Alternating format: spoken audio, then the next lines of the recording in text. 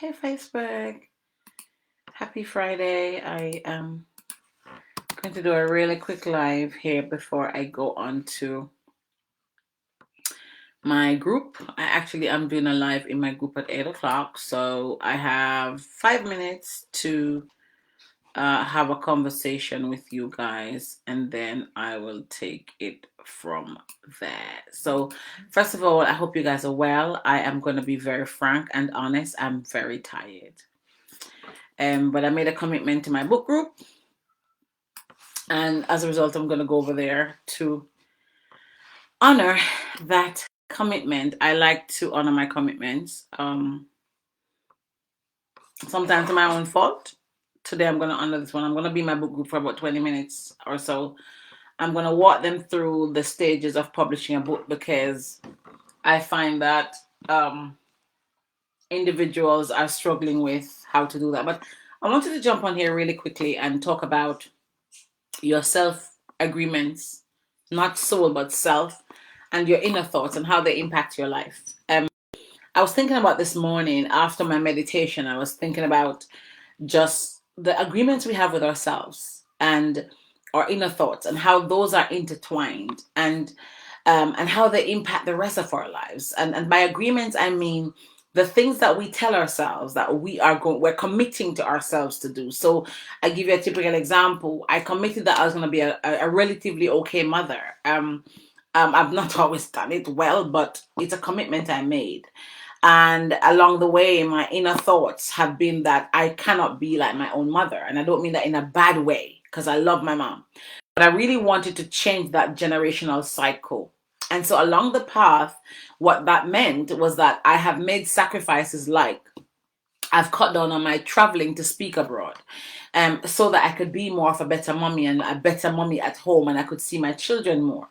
Now, some people might think that is crazy, but for me, it was an agreement I had with myself. My self agreement was that I wanted to parent. I wanted to be a parent and parent in a better way than I was parented. And so that meant that I had to choose between presence, as in financial gifts, and my presence, as in me being around. And so I made the inner thought and the inner self agreement that I rather my children had my presence, my aura, me cooking dinner, me doing the barbecue like I did this evening, me serving dinner on the table, me giving a hug, me being here to hear that my son got an award at school today for reading, me being here to hear that he's a little bit upset with me today for something. Those self agreements were things that I made to myself. And so I agreed that I had to be a better mother than how I was mothered. And so my inner thoughts daily and constantly, rather, are along how can I improve myself as a parent? Because I'm not good at it all the time. And I know that that affects my life in the sense that I cut down the kind of work I do. No, that's going to affect our bottom line. That's going to affect our finances. But that's okay. And I'm content with that because my inner thought has to be where it says, okay, so you've cut down this, but look at what you've gained. You've gained seeing your son every day. You've gained making him meals. You gained hearing his sadness. You gained hearing when he's upset. You gained knowing when he's angry. You gained understanding his rhythm and flow. I could have had the flip side where I was still traveling, albeit weather COVID permitting. I could be still traveling a lot, making a lot of money, lot more money, but my son was not seeing me. I was not there. He was upset. He was getting angry. He grew up feeling isolated and lonely. And so my inner thought would always be, I'm guilty, guilty, guilty, because I was on that treadmill of feeling guilty all the time. What I'm trying to say is that we have to check the agreements that we make with ourselves and really rationalize the inner thoughts that we feed that agreement. Because if we're agreeing one thing on the left and we're not feeding the thoughts on the right to make sure that those inner thoughts are correlating with the agreement we make with ourselves, then those agreements we make are never going to be materialized. Those self agreements are never going to come to fruition, and we are never going to get to where we want to go. So I'm going to implore you this weekend, as you lead into the weekend, to start questioning your self agreements and start asking yourselves, what agreements did I make with myself? Was I in the right frame of mind to make them? Were they logical? Were they attainable? And more so, have I been feeding the right thoughts, the right inner thoughts towards these self agreements? Because if your self agreements and your thoughts are not aligned, you're never going to manifest what you want. I just wanted to leave you with that thought. It's a little bit roundabout, but catch this. You have to make agreement with yourself. You have to come into partnership with yourself before you can come into partnership with anybody else. And when you come into partnership with yourself, whether it's goals you want to achieve, dreams, desires, whatever, a husband, whatever they are, your inner thoughts must be focused along that grain. If your inner thoughts are not correlating, then you're never gonna achieve them. I want to leave you with that thought today. I'm gonna jump into my book group. I have a book session with my group. I wanted to leave you with that. I hope that you got what I was trying to say to you. I hope the message was clear. I'm a little bit tired. I just want to sleep right now. I'm gonna tell you the truth. I just want to go to bed. Like, I want to just sleep, y'all.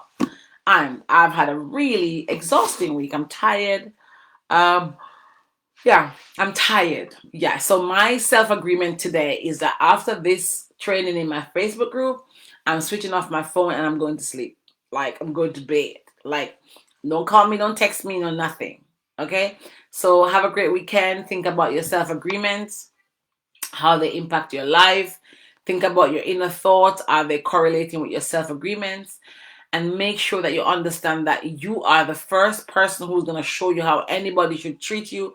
You know, whether it's a man or a woman or whatever, or in a workplace, you are the first person.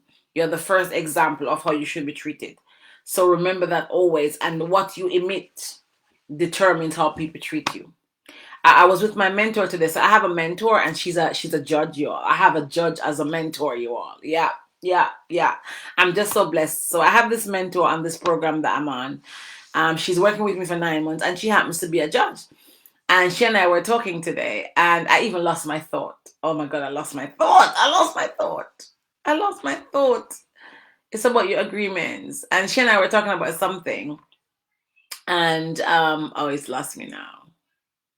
I can't remember. But we're talking about agreements as well. And I agreed to send her something by the 3rd of May for our meeting. And she was just talking about your agreements and how they need to be. She was talking about my agreements with her and how I need to make sure I'm living up to them. And it really kind of stirred me that, you know what, I need to talk about agreements and correlations and how you need to lead towards them with your thoughts and mind and spirit and body and soul. I know what it was. We're talking about a relationship and talking about me being single. I need to go to my book group right now, but let me just give you this quick one. And then she was like, well, you're saying that you're single and you want a partner, but are your thoughts towards that? I was like, not really. I don't give it a lot of thought. I just know that I want a partner. And then she said to me, this weekend, my job needs to be sitting down and chiseling out the kind of partner I want.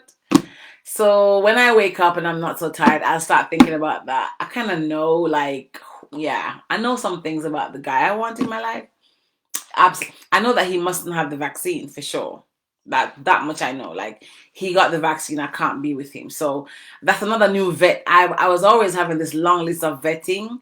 So now I don't want to marry a guy who's had the vaccine. So that's like a crazy part right there. So my list has just gotten thank you, Peter. My list has just gotten longer, Lord Jesus. So can you imagine if somebody meets me now because they know I have that premonition or that thought, and then they lie to me about that? That would just cause for divorce, y'all. So anyway, I would divorce him. Absolutely. Yeah.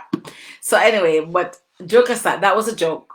So jokes aside, now I'm going to have to make a list this weekend of what my inner thoughts and soul agreement will be with the guy that I want to be with. So God bless you, and I'll speak to you guys later. I've got to go. Carol, catch me in the book group. Speak to you guys later. Bye-bye.